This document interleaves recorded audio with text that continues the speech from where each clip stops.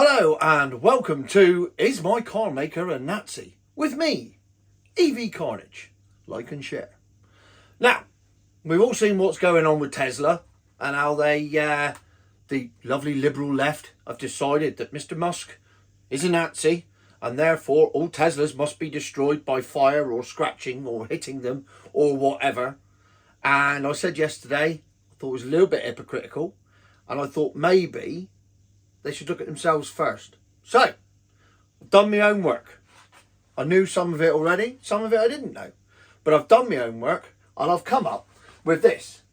As you can see, I've spent a lot of time on this. 40 odd post-it notes I've put up there.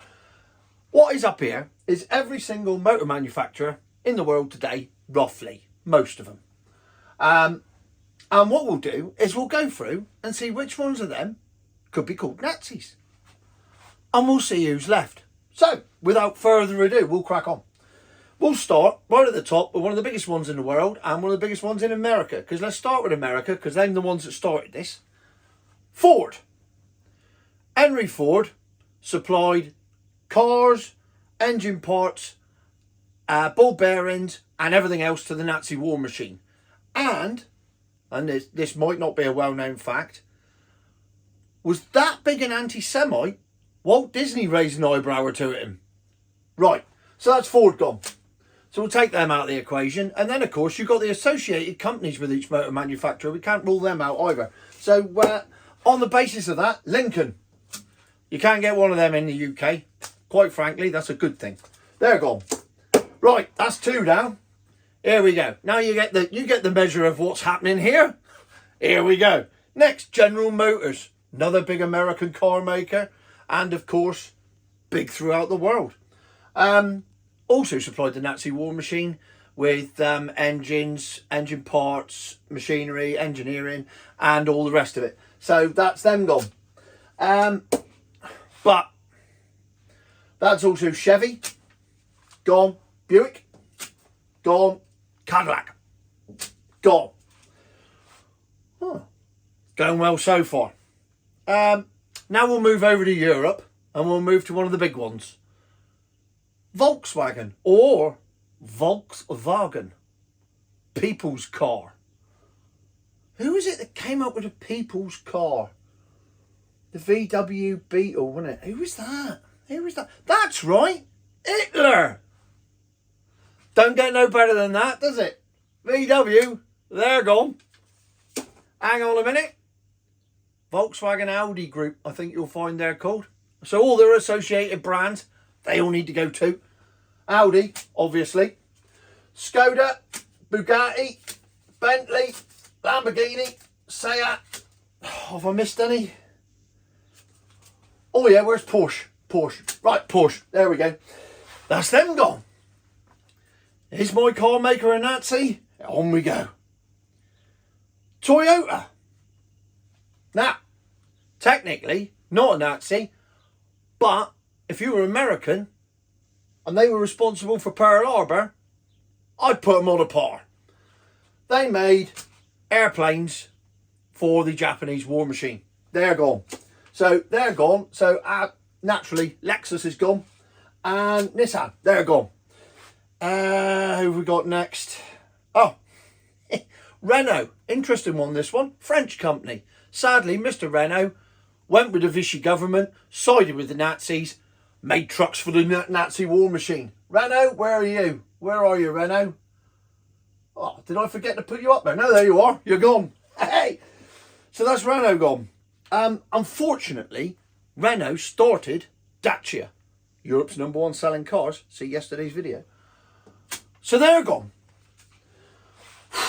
You see a lot more of my telly now, can't you? Right. Next one's quite obvious. Mercedes-Benz, not surprisingly, made everything for the Nazi war machine. Can't have them up there. That's morally wrong, which of course rules out smart. Take them out. Fiat.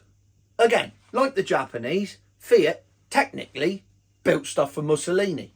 Who was Mussolini's best mate? Adolf Hitler. Therefore, Fiat have to go. Where's Fiat? Fiat can go. However, Fiat are part of the Stellantis group, the well-known Stellantis group.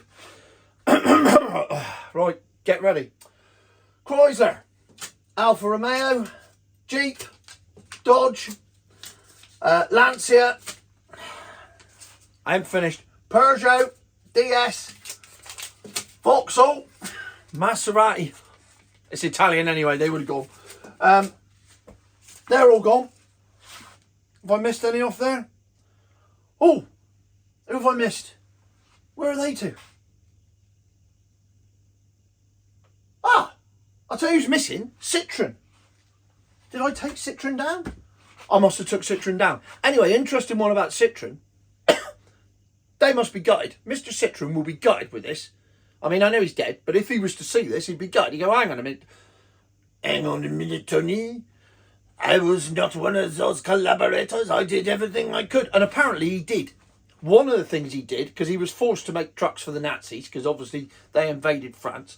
So he made trucks for the Nazis. And what he did, genius, on the dipstick markers, he moved the lines on the dipstick so that the Germans would think that their engines were full of oil, send them off to the front line, and by the time they got there, they were dry as a boot and seized up. Genius! That man deserves a knighthood for that. That is genius. But unfortunately, his company sold out in the end to Stellantis. They're part of Fiat. Therefore, he's got to go. Sorry about that, Mr. Citroen. Can't be helped.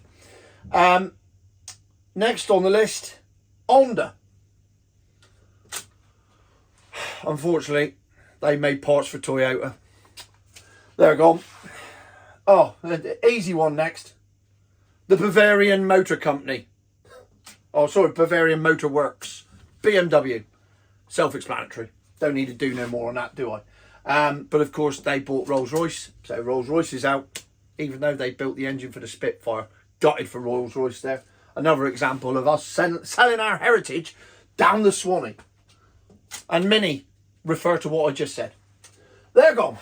Oh, it's getting a bit slim pickings here now, isn't it? Well, let's see what else we got. Suzuki. Oh, poor old Suzuki. Made stuff for the Japanese war machine. Responsible for Pearl Harbor. They're gone. Ferrari. Italian. Made stuff for Mussolini. They're gone. Subaru. Oh, hang on a minute. During World War II, they were not called Subaru. They were called Nakajima Aircraft. So they're gone. Oh, glasses again. Hang on. Mazda were called Toyo Kokayo. Nevertheless, they made stuff for the Japanese. They're gone. And then, what do we have left? These are the ones you can choose from. This is it. Land Rover. So you have a Land Rover or a Range Rover, that's all right. Aston Martin, that's all right. Not much for the budget conscious here, granted. Volvo, they're all right. Sweden, kind of in between the whole thing there. Jaguar, who would have thought it? Sorry for you wokies now, you're all right. You can smash up your Teslas and go get yourself a nice Jaguar asexual thing. Sort you right out. Lotus, Norfolk's finest. And Proton, Malaysia's finest. So, there we have it. In conclusion, if you're one of these people that's smashing up Teslas left, right and centre and thinks that it's a good idea and you're morally right, unless you're driving one of these 6 makes of cars, you're morally hypocritical and therefore should self-flagellate yourself with a whip for quite some time until it really hurts, because that's what you deserve, you stupid twats. Stop vandalising Teslas and calling him a Nazi when everybody else in the world is associated with it in one way or another, except, of course, you know, get yourself a nice Land Rover Discovery. All right, it'll break down and you'll spend more time with it in a dealership than you will at home. But don't worry about that. Volvo. In fact, if you knock out Jaguar for being woke, and you knock out Proton for being Malaysian, and then you knock out Lotus for only producing 2-seater sports cars, and you knock out Aston Martin because, you know, that's more than most people's houses, and you knock out Land Rover for being shit, we're left with one thing.